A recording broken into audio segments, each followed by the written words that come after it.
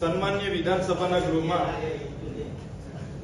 મારો જે તારાકીદ પ્રશ્ન હતો એમાં માનનીય આદિજાતિ અને શિક્ષણ મંત્રીએ સંતોષકારક જવાબ આપ્યો નથી અને ગોળ ગોળ વાતો કરીને એ પ્રશ્નનો જવાબ આપ્યો છે। ત્યારે એમણે 2024-25માં આદિજાતિ વિકાસ વિભાગને 4373.96 કરોડ રૂપિયા ફાળવવામાં આવ્યા અને એમણે એ જવાબમાં જણાવ્યું છે કે એમાંથી 2889.81 કરોડ જોગવાઈની સામે માત્ર 2879.81 કરોડ જ અત્યાર સુધી ફાળવવામાં આવ્યા છે। ત્યારે 1500 કરોડ રૂપિયા કેમ ફાળવવામાં નથી આવ્યા? આજે આદિવાસી વિસ્તારોમાં આંગણવાડીઓ નથી, શાળાના ઓરડા નથી, પીવાના પાણીની તંગી છે, આરોગ્યના સાધનોની જરૂર છે, છતાં આદિવાસીઓનું 1500 કરોડ જેટલું બજેટ માર્ચની એન્ડિંગ સુધીમાં આ વર્ષનું ફાળવવામાં આવ્યું નથી। સાથે સાથે એમણે જે 2879.81 કરોડ ફાળવેલા છે એમાં પણ 902.40 કરોડ રૂપિયા વણ વપરાયેલા પડેલા છે।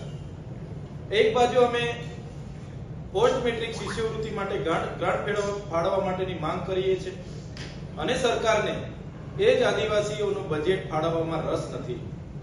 ત્યારે એ બાબતે માનનીય મંત્રીશ્રીએ જે જવાબો આપ્યા છે એના પરથી જણાય આવે છે કે ગુજરાત સરકારને આદિવાસીઓના પ્રશ્નો બાબતે કે એમના વિકાસ બાબતે જરાય રસ નથી।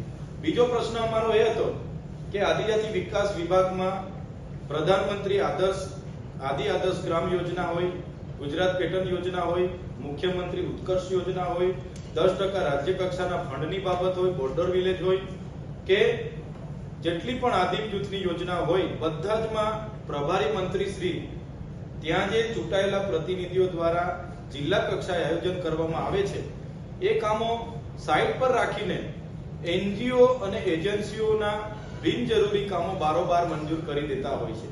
જે બાબતે પણ મંત્રીશ્રીને મેં રજૂઆત કરી, મેં પૂછ્યું કે ભાઈ પ્રભારી મંત્રીશ્રીની શું જવાબદારી હોય છે?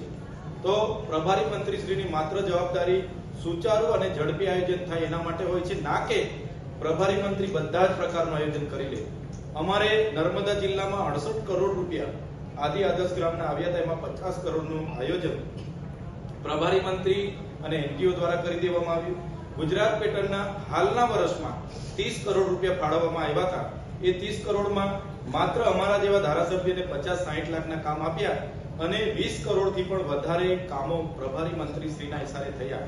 તો તમામ આદિવાસી જિલ્લાના 14 જિલ્લામાં જે નવસારીની એનજીઓ અને એજન્સીઓ છે, જેમની એક આખી કંપની છે, જેઓ બાયોગેસ, હાઇમસ, renovation, upgradation, furniture, bunk bed, bunk set જેવા બોગસ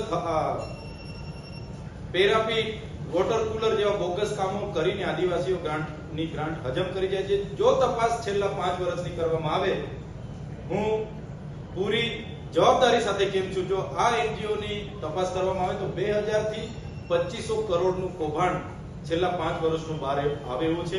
એટલે અમે સરકારને વિનંતી કરીએ છીએ કે જે પણ પ્રભારી મંત્રીઓ આવા બારોબાર આયોજન કરતા હોય એમને અટકાવવામાં આવે। સાથે સાથે અમે આજના વિધાનસભા ગૃહમાં કીધું છે, જે પણ 10% કે જે પણ યોજનાના સ્કોલરશિપની જે પણ બજેટ બાકી છે તે તાત્કાલિક ધોરણે ફાળવવામાં આવે અને આદિવાસીઓના વિકાસમાં સરકારને રસ છે એ સાબિત કરાય, એ બાબતે અમે રજૂઆત કરી છે। છોટાઉદેપુર સહિત રાજ્ય, દેશ અને દુનિયાના સમાચાર જોવા માટે સબસ્ક્રાઇબ કરો તીર સમાચાર અને બેલ આઇકોન જરૂર દબાવો।